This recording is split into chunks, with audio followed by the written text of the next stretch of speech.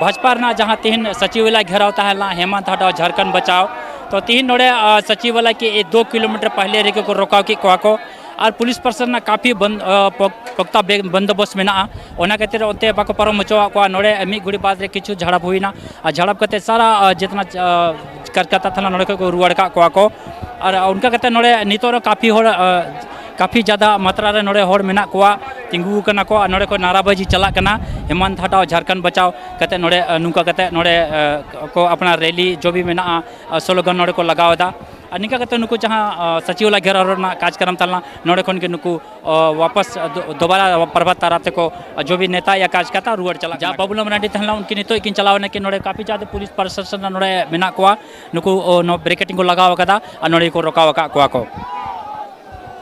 और नोड़े को हंते जहाँ सचिवालय घेराव तहला बाग हुई दाड़ा ना रोड को नोड़े को रोकाव के को नोड़े को वापस का सानाम नेता नोड़े मी गुड़ी पहले नोड़े जहाँ दा मेना वाटर कैन दा को एम का को साथे नोड़े पुलिस रैपिड एक्शन फोर्स मन को जो नोड़े मेना को खातिर भितरी ते सचिवालय रे बाको चलाव चो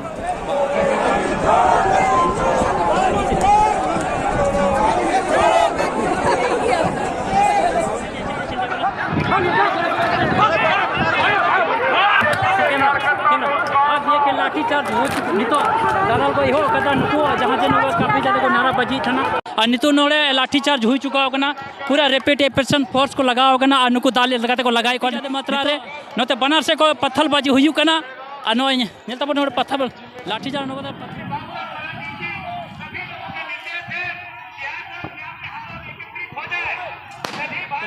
नलदा काफ़ी नोड़े तनाव स्थिति पैदा हुई कना तो बनार से को लाठी चा बनार से को देरी नते को आंसू गैस आंसू गैस को अड़ादा को साथे नते जहाँ मेना को पुलिस प्रशासन हो काफ़ी सतर्क मेना को नो नल दाड़े कना वो काफ़ी एक दूसरे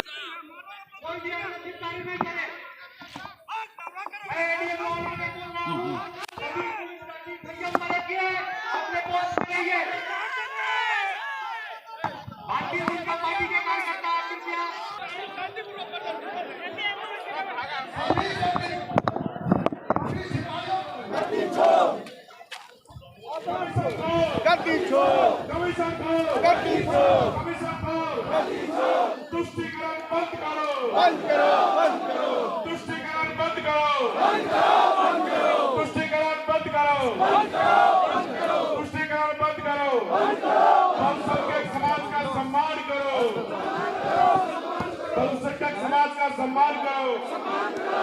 सभी कार्यकर्ताओं से अपील है कि पुलिस के सामने जो एकत्रीकरण है आप इधर आइए। मैं भारतीय जनता पार्टी के कार्यकर्ताओं से मेरा आग्रह है जब यहाँ से अपने अपने क्षेत्रों से आने के लिए लोग तैयारी कर रहे थे तो जगह जगह पर सूचना मिल रही थी कि थानेदार लोगों को बुला करके धमकाना कार्यकर्ता बूथ स्तर से इस तपती धूप में आया है, लाठी खा रहा है, डंडा खा रहा है, टीयर गैस चल रहा है, क्योंकि झारखंड से हमें दर्द है। जल जंगल जमीन ये लोग के लिए नारा है।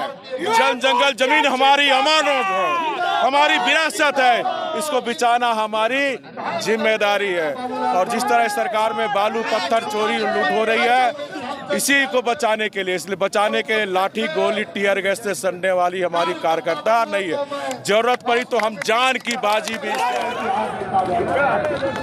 हम सबको जानते हैं कि लाठी गोली की सरकार न पहले चली है न अब चलेगी और आगे भी नहीं चलेगी। तो इसलिए हम सबको जानते हैं जब सरकार डरती है, सहमती है और भ्रष्टाचार से लिप्त हो जाती है, जनता का जन समर्थन खो देती है, तो हिंसा का सहारा हिंसा का सहारा लेती है।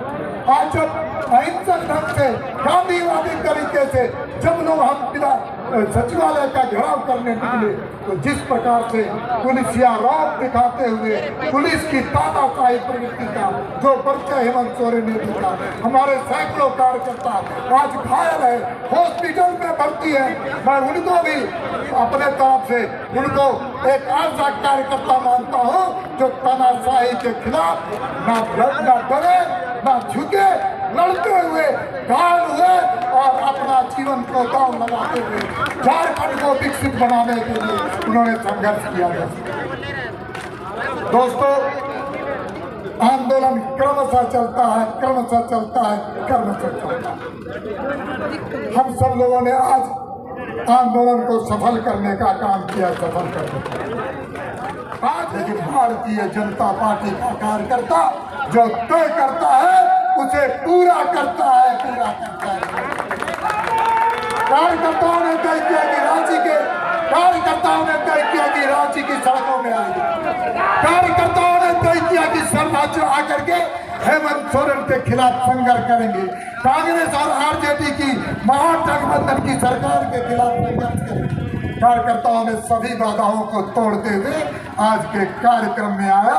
इसी को कहते हैं भारतीय जनता पार्टी का कार्यकर्ता। आज का आंदोलन में उमड़ा कार्यकर्ताओं का और आम जनता का जन सैलाब इस बात का प्रमाण है कि हेमंत सोरेन जी की सरकार से झारखंड की जनता त्रस्त हो चुकी है। जो इनके कार्यकाल में भ्रष्टाचार हुआ है, खनिज संपदा की लूट हुई है, नौजवानों के साथ छल किया गया है, महिलाओं के साथ छल किया गया है और जिस तरह का तुष्टीकरण की नीति हो रही है, दलित, शोषित, वंचित, आदिवासी सभी वर्गों के लोग इस सरकार से त्रस्त हैं और आज उनके आक्रोश का यह परिणाम है या कि इस प्रदर्शन के माध्यम से झारखंड भारतीय जनता पार्टी के लाखों कार्यकर्ता और आम जनता अपना आक्रोश प्रकट कर रही है और इस सरकार को गद्दी से हटाना चाहती है। इस कार्यक्रम में बोकारो जिला से भी हजारों कार्यकर्ता भाग लिए हैं। मैं वैसे तमाम कार्यकर्ताओं को बोकारो जिला भारतीय जनता पार्टी की ओर से बहुत बहुत बधाई देता हूं।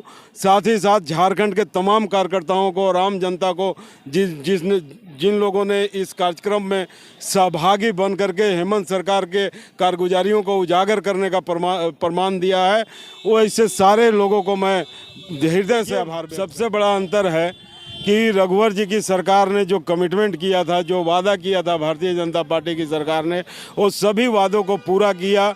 वो चाहे महिलाओं के लिए हो, नौजवानों के लिए हो, किसानों के लिए हो, शोषित, दलित, पीड़ित, आदिवासी सबके लिए कुछ न कुछ काम किया है। इतना लंबी सूची है कि अगर उसका हम बयान करने लगे तो काफ़ी समय लगेगा। और आप हेमंत सोरेन जी के वादों को देखिए कि एक भी वादा पूरा नहीं हुआ, बल्कि लोक लुभावना नारा दे करके इस प्रदेश की शांति को भंग करने का प्रयास किया है और इस प्रदेश की नौजवानों का, आम जनता के भावना से खिलवाड़ करने का काम किया है। और एक एक बिंदु अगर हम गिनाने लगे तो हमको लगता है कि काफ़ी समय लगेगा। जब भाजपा की सरकार था उस टाइम जेएमएम आए थे, भाजपा हटाओ झारखंड बचाओ। आप बोल रहे हैं जेएमएम हटाओ और झारखंड बचाओ। इसमें आप देखिए, भारतीय जनता पार्टी इस प्रदेश का निर्माण किया है। ये लोग झारखंड नामधारी पार्टी झारखंड के नाम पर लूटने का काम किया। कैसे आज़ादी से पहले से चलने वाला झारखंड का आंदोलन कितने वर्षों तक किनके हाथों बिका, उसका हम उल्लेख करना नहीं चाहते हैं। झारखंड की जनता जानती है कि 3.5 करोड़ जनता को 3.5 करोड़ रुपये में बेचने का, मतलब एक आदमी को 1 रुपये में बेचने का यह झारखंड नामधारी पार्टी काम किया है। भारतीय जनता पार्टी के नेतृत्व में सरकार बनी, अटल जी प्रधानमंत्री थे और यह राज्य का निर्माण हुआ। भारतीय जनता पार्टी ने इसलिए राज्य का निर्माण किया था कि जो यहाँ का सामाजिक आर्थिक विषमता है वो दूर होगा।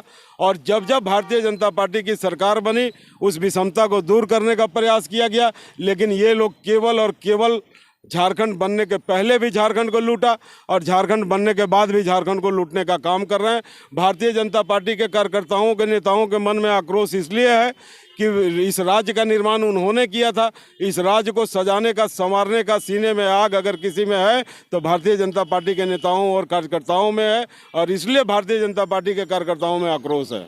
झारखंड विकास की कोई 2-4 योजना आपके पास ऐसा कुछ है? बहुत सारी योजना हम बताएंगे।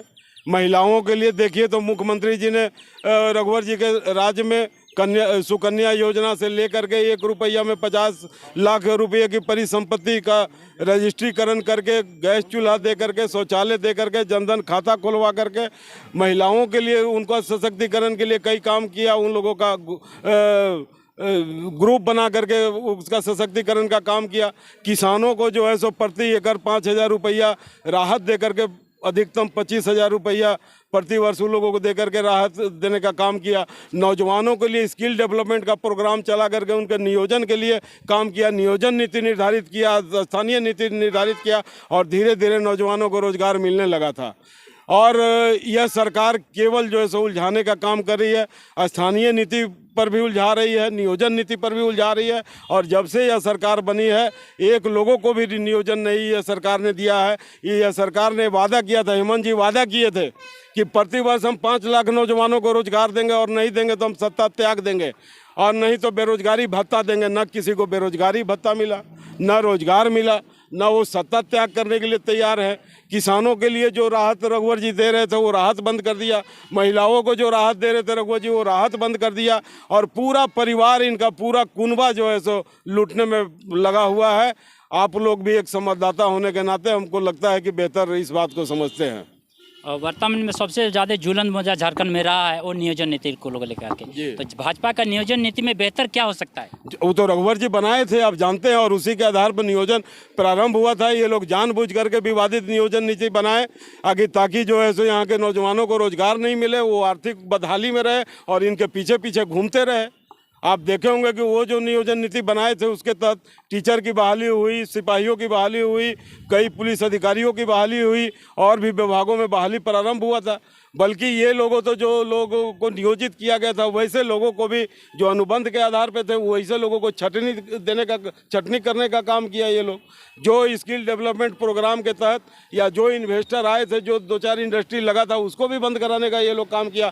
अगर यहाँ पर उद्योग धंधा नहीं लगेगा, यहाँ का कानून व्यवस्था मेंटेन नहीं रहेगा तो यहाँ के नौजवानों को कहाँ से, एक तो नीति आपकी गड़बड़ है, दूसरा आपने ऐसा वातावरण बना करके रखा है कि यहाँ के नौजवानों को न उद्योग लगेगा न रोजगार मिलेगा।